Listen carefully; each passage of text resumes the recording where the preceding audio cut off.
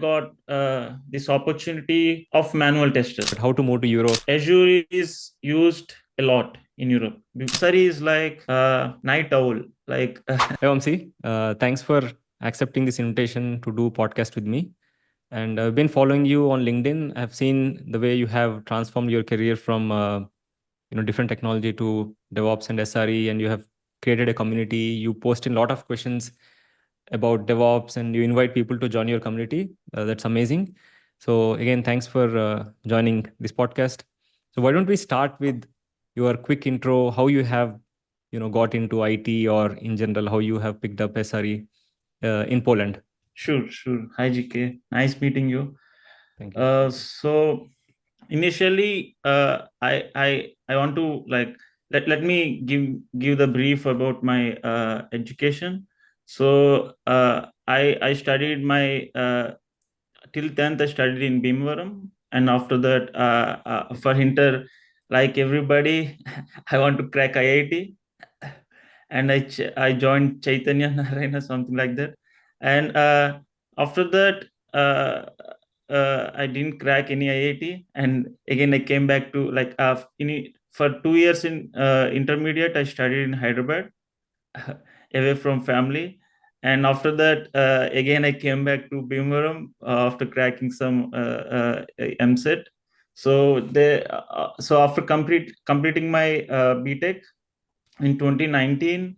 So I am from a village named Mogallu. It's like birthplace of freedom fighter Alluri Sitaramaraju. So yes, I used to travel from my village to my engineering college every day.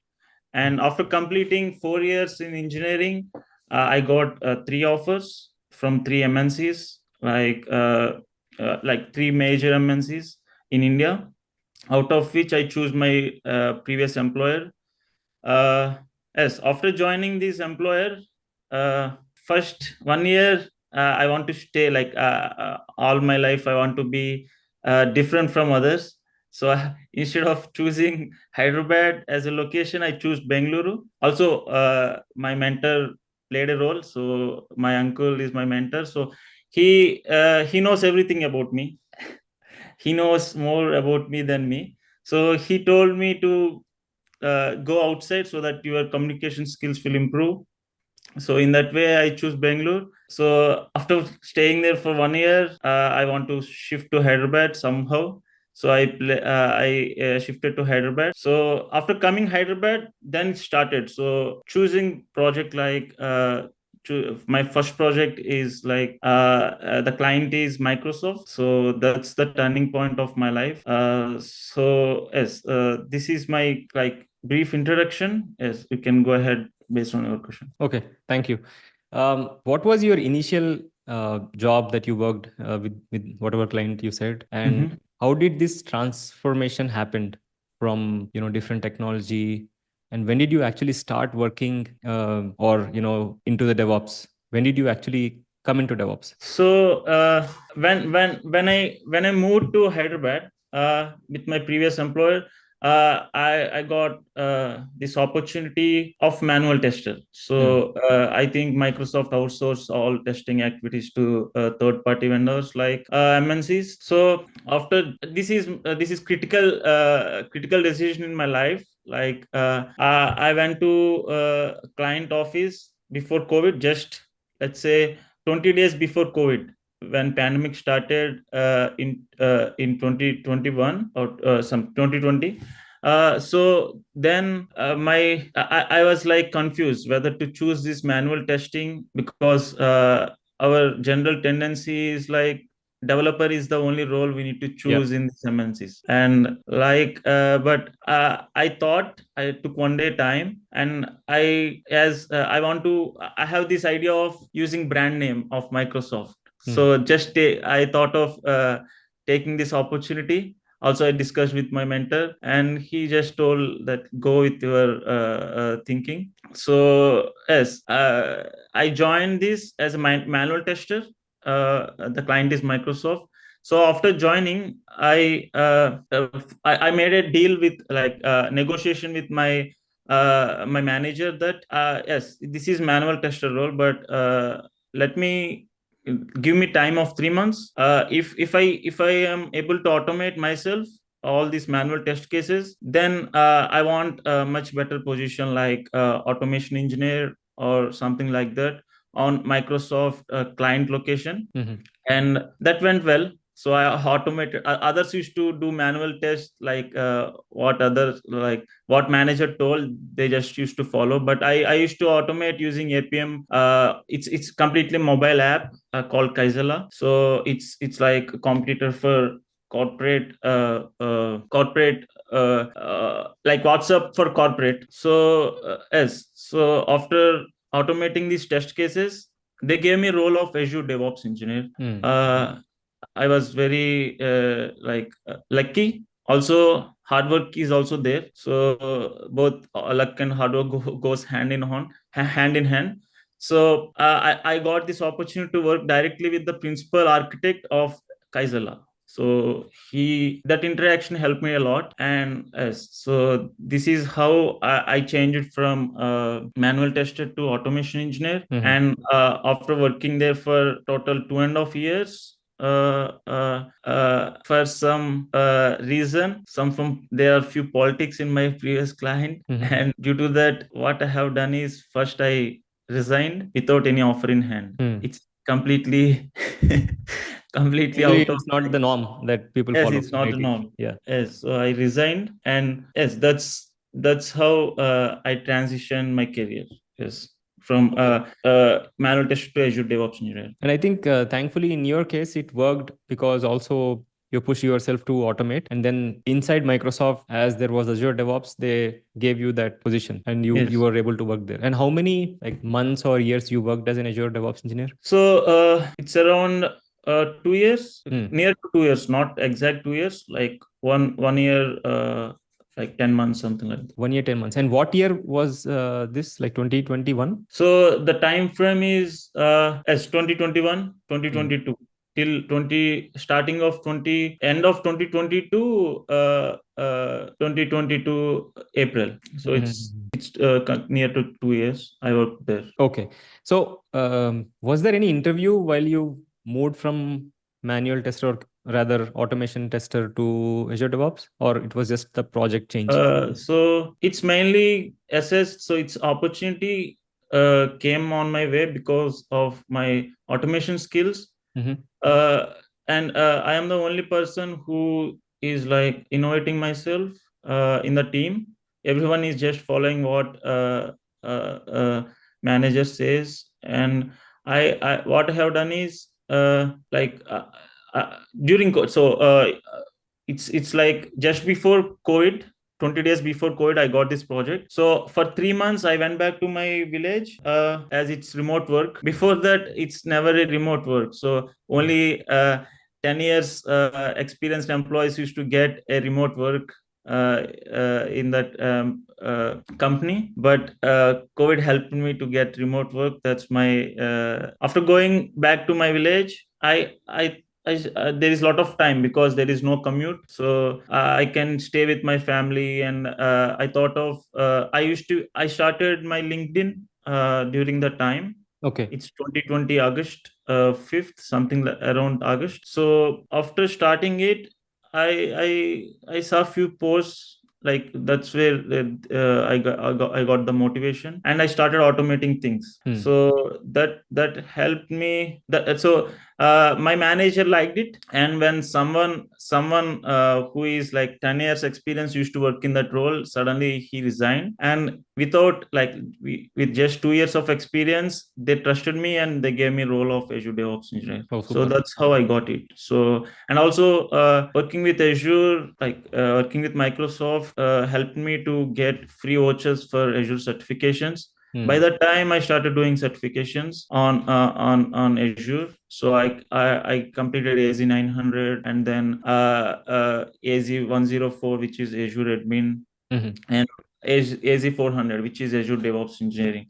So this added weightage to my career. So they trusted me and they gave me this role of Azure DevOps engineer. Okay. And during that period when you used to work at Microsoft, did you get any opportunity to like work directly with Microsoft instead of client? Did they ask you to come join Microsoft and work from the company itself? That was the discussion. So what happened is I resigned before. Before resigning, I don't know whether I can say this. So I asked my manager that I am the only different guy in the team. Yeah. So consider me for TC like digital role, which is double X of the pay. Okay. He told I will do it. But when the time comes around 2021 October, something like that, he told no, we can't do that. The Microsoft guy, the Microsoft manager, No, no, or no, the no, actual client, not Microsoft the manager. client. It's Okay. it's the MNC, the service company which I am working with. Right. The manager told that we can't do this. Hmm. And after that, what I have done is I talked, as I have good rapport with the client, like Yeah. customer, which is Yeah. Microsoft. Yeah. And when I talked with the person, he told that Vamsi, as it's possible, but according to contract, at least 1 year you need to be outside. Like after there should be 1 year gap after working with your current employer, so it won't happen directly. And also, as of now, there is no demand for this role inside Microsoft. So he told no, we can't do that at this point of time. And yes, I didn't got that opportunity to directly move to Microsoft. So this happened after I resigned. So after discussing with him, I thought just resign it, and I resigned without any offer. And for 1 to 2 months, I don't have any offer in my hand after resignation. Yes. Yep. So now after the budget, I think a lot of people are asking this question, right? Is India still best place to work for employed people? Because of not much help from the government on the taxation. And you are currently working from Poland, Warsaw, right? So how did this happen? How did the transition happen? And a lot of people actually are more interested to maybe learn this from you, how to move to a different countries. Like US, we know there is path H1 or MS, L1, etc. But how to move to Europe, and how did you get that opportunity? So after resignation, for 2 months, I don't have any offer, but there is some message waiting on my LinkedIn inbox saying that come join us. But I deliberately ignored it, thinking of a scam. Like I have seen few scams, consultancy scams, and for 2 months I just ignored it, thinking it's a scam. But again, I talked with my mentor. He told, now you are a DevOps engineer. So as of now, you can get on-site opportunities because there is a lot of demand in Europe and also in US for DevOps roles. Yeah. So then I went through my inbox and I replied to this message. And this is authentic message from my current employer. And after clearing the interviews, I moved to the Poland. So here, what I want to say is networking on LinkedIn helped me a lot. So from 2021 August 5, I used to send network connections only specific people on specific locations, that to Europe and USA. And I think it helped me a lot. And by the time I have reached around 10,000 network connections and also followers. So my profile have some visibility. That's why they might be reaching out to me. And also the skills. Azure is used a lot in Europe because of the bank. Like a lot of banks uses Azure because the security concerns. As a security concerns and all. So moving to Poland. So for me, I initially thought not to move because my parents told there is a war going in near Ukraine. Poland. As Ukraine, don't go, because I said Poland is part of NATO and it's part of EU. So I don't think war will happen there because it's safe country. And also I done few research, and Poland is a huge gateway to EU. I thought all these things, and I took this risky decision at that time, and I moved to Poland.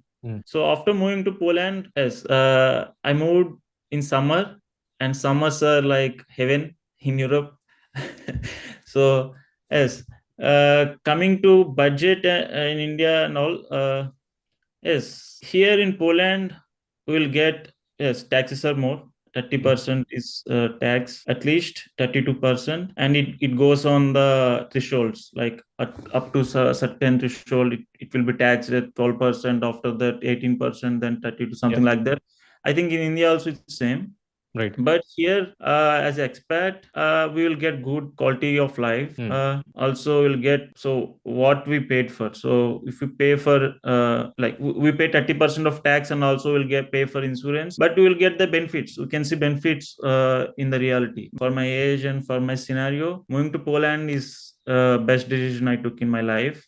Oh, great. And yes, also after moving here, there is a lot of everything has two sides, like best and worst. So here the winters are harsh, Snowy, and yeah. there is Gloomy. lot of culture shock. Yeah. The culture is completely different. Mhm. So it took me 2 years to adjust now, and also the background which I came from is completely different. I am like introvert. They separate girls separately. This, like in the schools, girls used to sit separately, boys used to sit separately, but here it's completely different. As that's what I want to say. You worked as an Azure DevOps engineer in Microsoft, but I think currently you're working as an SRE engineer, right? And Mhm. what are the key differences that you found? Like, for example, if somebody would ask you, Vamsi, tell me the difference between DevOps Mhm. versus SRE, Mhm. So what are the key strategies or practices that are sort of different from DevOps versus SRE? Or, please feel free to answer, like, what are your current practices that are different from DevOps? So DevOps guy is like a person who mainly works in CI/CD, Yeah. automation. So in my role, in my experience in Azure DevOps, we have it's a CI/CD tool, like a complete Yep. SDLC tool, in Mhm. which I used to, when I was a DevOps engineer, I used to work in creating YAML templates for CI and CD, and deploying the application, mainly on automation of the build and release pipelines and all, in the tools perspective. And my role is mainly based on the Scrum. So we used to use Scrum for DevOps because the user stories grows on time. Like if it is a new project, let's say if it is an MVP, there will be backlog which need to be divided into sprints, and we used to work on sprints and all. So, and when it comes to SRE is like night owl. Like the person need to be available 24/7. Like he will work 9 to 5, let's say, but during the main incidents, he need to be available outside the business hours. So here again, I after transition from DevOps to SRE, Mhm. the challenges I faced is like the time. And also I need to work few times. I used to work on weekends because of the instance priority, Yeah. and also practices. So when it comes to SRE is a guy whose focus is mainly on production. If you see DevOps, the guy mainly works on CI/CD tools, and he works on multiple environments. He need to implement tools for multiple environments. It has its own set of challenges. But SRE is like a production guy, and he used to follow ITIL, which ITIL v4, and also he need to be familiar with ITSM tool like ServiceNow Mm. for release management, change management, Incident management. incident management, and all. Yeah. And based on the priority of the instant, he need to prioritize his timings. And if it is a P1 incident, he need to go out of his comfort zone and Mm. work and bring the systems to the reliable state. As these are the main differences I have experienced. Great. And I see that recently there's a spike in the jobs of SRE as opposed to DevOps engineer. Maybe that might be my perspective, but I'm looking at the trend going towards Mhm. SRE roles more. Probably the recent CrowdStrike also will help that more from security and SRE perspective, right? Mhm. So, what would you suggest for DevOps engineers if they want to transition to SRE roles? So there is no straightforward way. Yeah. If you see my graph, I am a manual tester, and then I pivoted to automation engineer, and automation to cloud engineer. Cloud engineer, after cloud DevOps, then platform engineer. I worked for one project as a platform engineer, and I took this opportunity as a challenge. I moved to SRE because of the trend. So as of now, the migration, in my perspective, if you see in the market for last 5 years, there is a lot of migration going on, and this migration part, they need a lot of DevOps engineers who is familiar with practices and tools, and who also cloud engineer, who so DevOps engineer who has cloud experience. These are the roles which are very popular in last 5 years. At this point, due to AI came into the picture, things became much faster, and migrations are also like even junior engineers are also able to do their task without much supervision because of the AI. They are using AI. Even companies not allowing to use AI, they will use it because it's like a addiction. So that's how. So after AI, SRE, this migration part, I think more than 50% of migration projects are done in the market.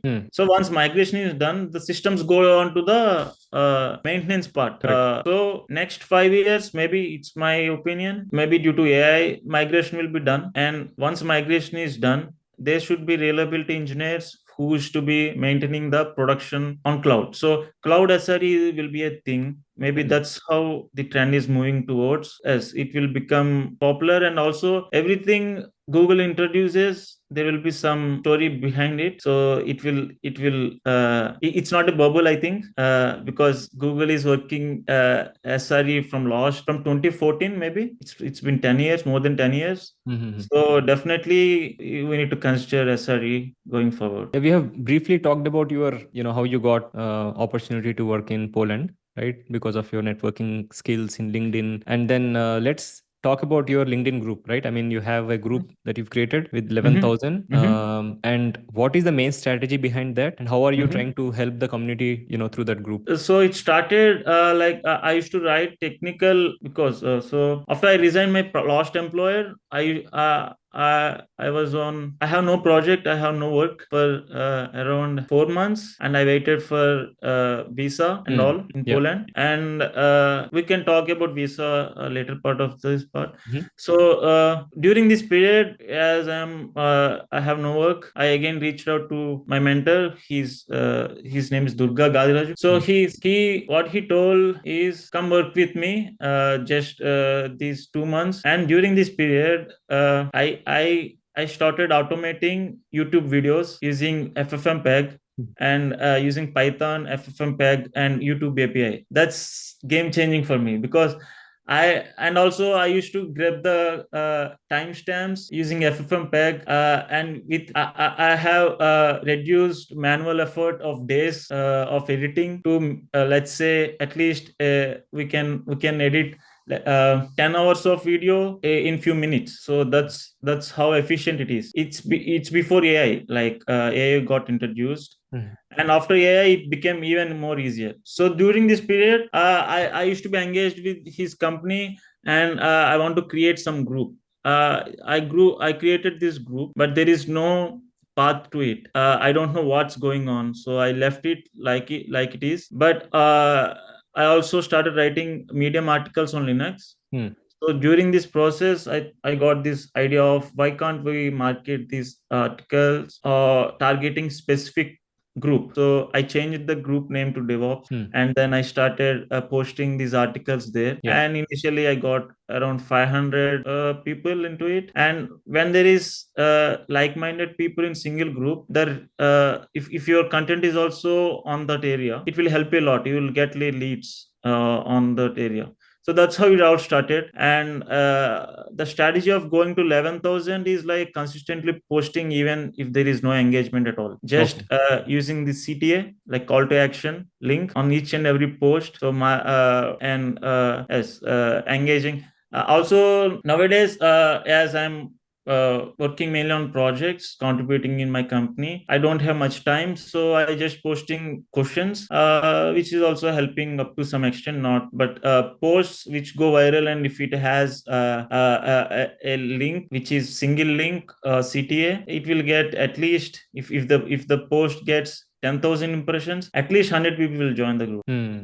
So that's how I grow in it. Yes. Okay. And I think that's good, right? Because you're also learning about how to market. Yes, marketing need to be like, I need to talk about personal branding. Yeah. Without personal branding, the IT guy will have existential crisis nowadays, because he need to be branding he to move forward in the corporate ladder. Yeah. So in 2024, it's content creators world. Even if you take Instagram or everywhere, short video format and all, so you need to create your own brand. So if someone sees your name, you need to be, let's say there are 100 people same name as you need to be on top of them at least. Right.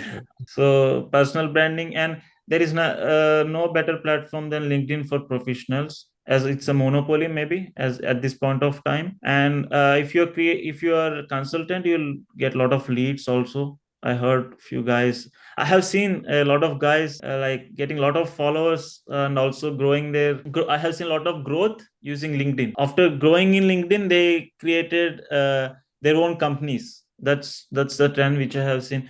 Also on LinkedIn, we can interact with anybody. Yeah. Even with CEOs. If you are if your talk makes sense, if your vote makes sense, they will reply. With your if you comment on some posts, if it makes sense, if it is relevant, they will reply. And as it's very nice to see. Like, I have interacted with like top guys in initial stage of my career. Just I used to reply on their posts, and they used to reply back, something like that.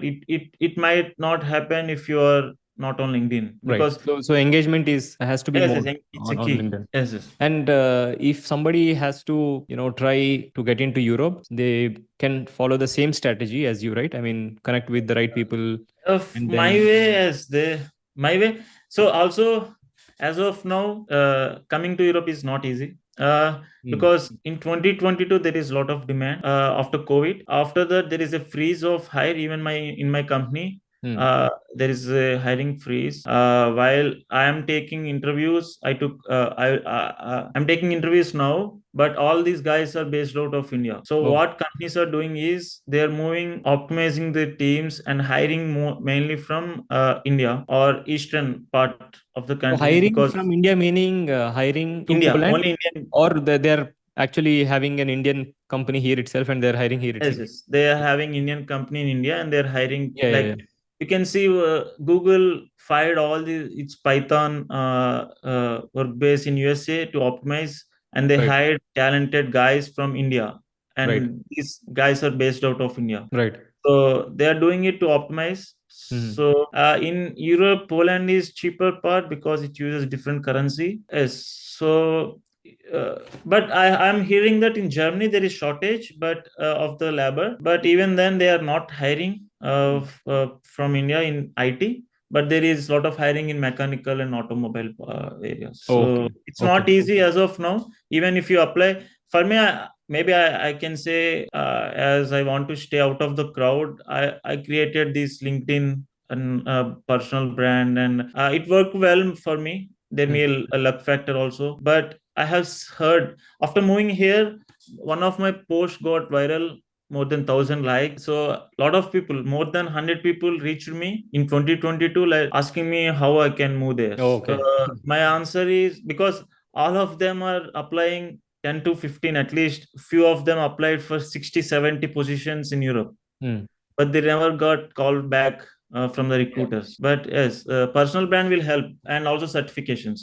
So I heard few people saying that certifications makes no sense, but they make sense. Yeah, they do. So without certifications, I couldn't have got an automation role as automation engineer, Azure DevOps engineer, and then even in my present employer, certifications are valued a lot. And I after moving here, I moved here as a A2 level systems engineer, and I got double promotion here as a lead systems engineer. So certifications will help recruiters who are non-technical guys to select you from the crowd. But after selecting you, there will be a technical guy coming to the picture. There you need to express your hands-on experience. So both should happen. So certifications and also hands-on knowledge go hand in hand. But only certifications by using dumps That will won't make help. sense, Yeah.